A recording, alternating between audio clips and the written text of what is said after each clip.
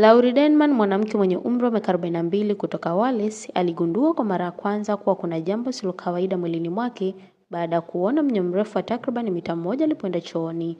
Ilikuwa ya kutisha sana. Ilifanana na utepe wenye mistari midogo midogo, alisema Laurie, akielezea tukio hilo lilompa hofu kubwa.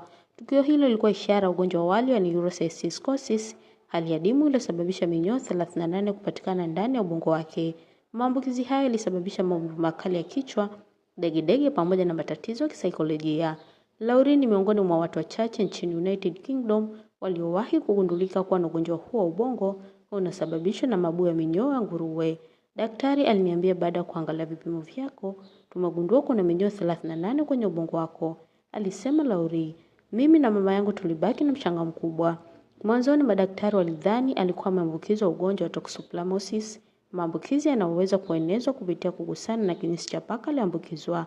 Hata hivyo, mama yake aliuliza madaktari iwapo hali hiyo ingeweza kuwa inahusiana na minyoo aliyokuwa ameiona mwaka mmoja uliopita.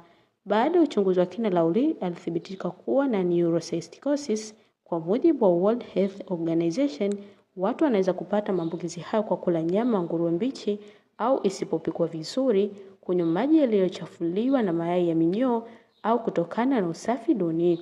Ugonjwa huo ni nadra sana nchini Uingereza na mara nyingi huonekana kwa watu waliotoka katika maeneo ambayo maambukizi hayo ni ya kawaida. Daktari aliyekuwa akimhudumia Laurie alisema kuwa hiyo ilikuwa mara ya kwanza kabisa kukutana na kisa cha aina hiyo katika taaluma yake ya udaktari. Baada ya kupona kwa miaka kadhaa, Laurie sasa anatumia uzoefu wake kuhamasisha jamii kuhusu umuhimu wa usafi, lishe salama na uchunguzi wa mapema wa afya.